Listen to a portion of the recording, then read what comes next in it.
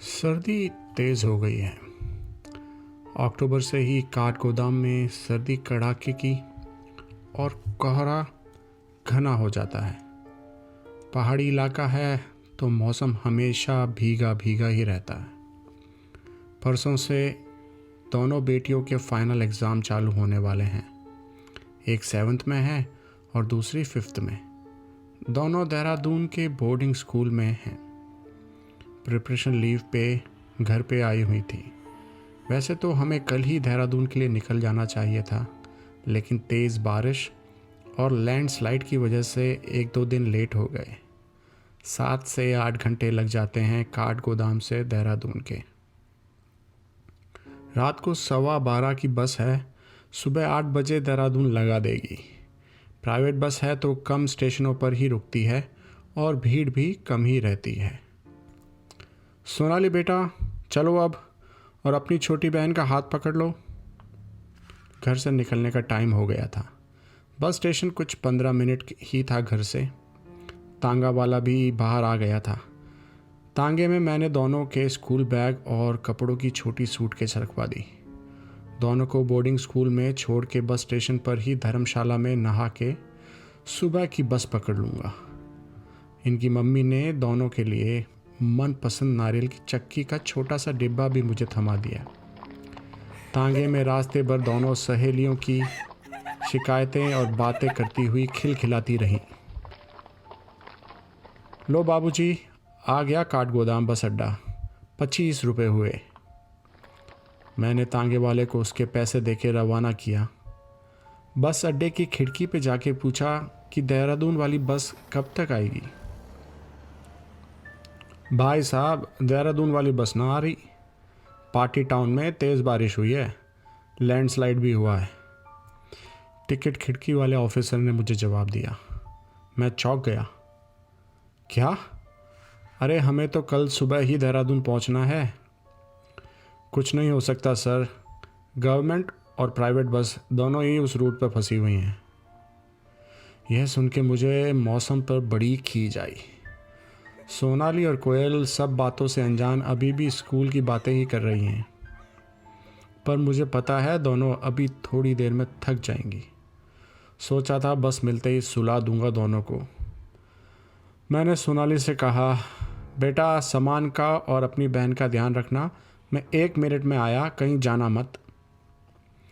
काठगोदाम छोटी जगह है, कोई इतना खतरा नहीं है, फिर भी दोनों को अकेला छोड़ना मुझे मूर्खता लग रही थी। लेकिन मुझे पता था कि स्टेशन के बाहर से भी प्राइवेट बसें जाती हैं। सारा सामान लाद के बाहर जाकर पता करने से अच्छा है पहले पता कराऊं, फिर दोनों और सामान को ले जाऊंगा। यह सोच के मैं तेज चहलकदमी करते हुए स्टेशन के बाहर तक आ गया। हल्की हल्की बारिश भी स्टार्ट हो गई और कोहरा भी मंडराने लगा। स्टेशन के बाहर एक फैमिली खड़ी थी कि हस्बैंड, वाइफ और उनके 3 बच्चे 11 से 5 साल तक के होंगे। मैंने पूछा, सर ये देहरादून की बस है क्या कोई यहाँ से? हाँ हाँ, अभी 5 मिनट में आने वाली है, काठगोदाम से डाक पत्थर तक। देहरादून भी रोकते हैं अगर सवारी होती है तो, आदमी ने जवाब दिया। सुन के मुझे तसल्ली मिली। मैं तुरंत ही तेज़ी से सामान और दोनों बेटियों को लेने अंदर भागा। दोनों लैंप पोस्ट के नीचे खड़ी थीं। हल्की बारिश और कोहरे में मुझे उनके साथ कोई और भी खड़ा हुआ दिखा। कोहरे की वजह से साफ नहीं दिख रहा था, लेकिन घबराहट में मैंने दोनों को ज़ोर से आवाज़ लगाई, सोनाली, कोयल, और भाग के उनके नज़दीक पहुंच गया। वहां सोनाली और कोयल के अलावा और कोई नहीं था। फिर भी मैंने सोनाली से पूछा, बेटा अभी कोई था क्या आपके पास? सोनाली ने बोला, हाँ पापा, एक आंटी थी, पूछ रही थी क्या आप लोग काठगोदाम में रहते हैं। फिर आपने जब आवाज़ दी तो वो मोटरसाइकिल पार्किंग स्टैंड की तरफ चली गई। अंधेरा और कोहरा होने के कारण पार्किंग स्टैंड में कुछ नहीं दिख रहा था। मैंने ये बोल के बात आई गई कर दी कि अनजान लोगों से बात नहीं करनी चाहिए। दोनों ने हाँ में सर हिला दिया और फिर दोनों को लेकर बस स्टैंड के बाहर आ गया, जहाँ वो फैमिली भी बस में चढ़ने के लिए खड़ी थी। तभी एक बस आती हुई दिखाई दी। लो सर, आ गई बस, पूछ लेना देहरादून रोकेंगे क्या। फैमिली में से आदमी ने मुझे कहा। मुझे यकीन था कि 3 टिकट के लिए तो देहरादून ज़रूर रोकेंगे, और वैसा ही हुआ। बस शायद काठ गोदाम से ही लगती है, इसलिए सारी सीटें खाली थीं। मैंने सबके बैठने के बाद सोनाली और कोयल से कहा, बेटा जब बस चलने लगे तो खाली सीट देखकर सो जाना, नहीं तो कल पूरे दिन स्कूल में नींद आएगी। दोनों के चेहरे थके हुए लग रहे थे। दोनों ने फिर से हाँ में सर हिला दिया। मैं अभी बस चलने का इंतज़ार कर रहा था। 12:30 शायद हुए होंगे, तभी बस रवाना हो गई। बस शहर के बाहर भी नहीं निकली थी कि सोनाली और कोयल दोनों झोंके खाती हुई सो गईं। मैंने पीछे मुड़ के देखा, हस्बैंड वाइफ और उनके तीनों बच्चे भी सोने की तैयारी कर रहे थे, और सबसे पीछे एक औरत बैठी थी। बस की लाइट में बहुत ही हल्की हल्की शक्ल दिख रही थी। मैंने कंडक्टर से कहा, भैया टिकट दे दो जिससे मैं आराम से सो जाऊं। उसने कहा, हाँ काशीपुर से और सवारी चढ़ती हैं, फिर सबका टिकट एक साथ ही काट दूंगा। काशीपुर 1 सवा घंटा है आने में। झपकी मारने की सोची और एक बार सोनाली और कोयल को देखा, और फिर मैं भी खिड़की के सहारे सो गया। खिड़की के गैप से हल्की हल्की हवा आ रही थी। हालांकि सर्दी थी, लेकिन बस अंदर से गर्म थी और ठंडी हवा अच्छी लग रही थी, और मुझे नींद आ गई। हाँ बाबूजी टिकट ले लो, और हल्के से कंधे पे टच करते हुए कंडक्टर बोला। मैं चौंक के उठा। मैं जैसे एकदम भूल गया था कि मैं कहाँ हूँ। मैंने जेब से बटुआ निकाला और मेरे टिकट का पैसा दे दिया। काठ गोदाम से डाक पत्थर। पर मुझे तो शायद पहले उतरना है।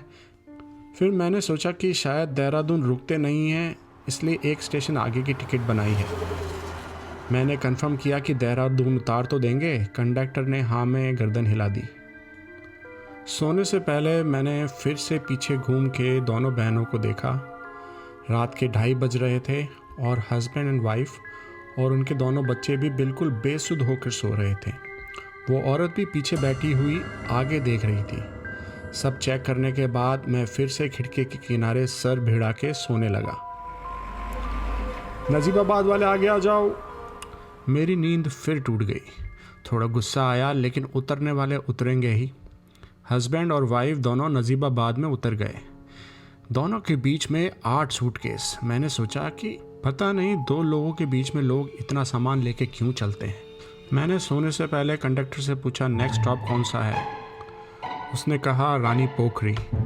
मैंने जेब से टिकट निकाला और उस पर लास्ट स्टेशन देखा। उस पर डाक पत्थर लिखा था। मैंने पूछा, डाक पत्थर से काठ गोदाम के लिए बस कितने बजे है। उसने कहा, 9 बजे से। यह सुन के मैं फिर सो गया। हल्के झटके से मेरी आँख खुली और देखा कि खिड़की पे धुंध जमी हुई है। खिड़की से धुंध साफ करके देखा तो रानी पोखरी आ चुका था। थोड़ा फ्रेश भी लग रहा था। 7:15 बज रहे थे, पर बाहर अभी भी अंधेरा था। पीछे घूम के देखा तो वो औरत अभी भी जगी हुई थी और शायद मुझे ही देख रही थी। औरत की दोनों लड़कियां उसकी गोद में सर रखकर लेटी हुई थी, और औरत अपने हाथों से दोनों के बाल सहला रही थी। दोनों लड़कियों की आंखें बड़ी बड़ी खुली हुई थी और बिना पलक झपकाए मुझे ही देख रही थी। अजीब फैमिली है, मैंने धीरे से बोला और फिर से आगे देखकर सो गया। डाक पत्थर बाबूजी, डाक पत्थर। कंडक्टर ने आवाज़ लगाई। मेरी आँख खुली। आ गया डाक पत्थर। हाँ बाबूजी, और यहीं से काठ गोदाम की बस भी मिल जाएगी। मैं बस से उतर गया और वहीं स्टेशन पे धर्मशाला में फ्रेश होने चला गया, और क्लॉक रूम में मिठाई का डिब्बा, 2 सूटकेस और 2 स्कूल बैग रखवा दिए हैं। नहा धोकर वापस आया तो क्लॉक रूम वाले ने मेरी क्लॉक रूम की पर्ची ली और काउंटर पर सामान रखते हुए बोला, लो सर, 2 छोटे सूटकेस, 2 स्कूल बैग और ये मिठाई का डिब्बा। मैंने जैसे उसकी बात फिर से दोहराई। 2 छोटे स्कूल बैग, 2 सूटकेस, मिठाई का डिब्बा। और फिर मैंने उससे बोला, यार ऐसा लग रहा है कि कुछ और भी सामान था जो भूल रहा हूँ, एक बार और चेक करोगे?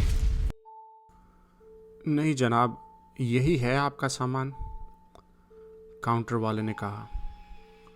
मैं अपना सामान लेके क्लॉक रूम से बाहर आ गया। अपनी जेब टटोल रहा था, तभी मुझे एक टिकट दिखाई दिया। ये टिकट काठ गोदाम से डाक पत्थर का है। मैं एक दिन के लिए इतना सामान लेके क्यों आया? मैं आखिर डाक पत्थर तक क्यों आया? मुझे कुछ याद नहीं आ रहा। शायद घर वापस जाके कुछ याद आ जाए।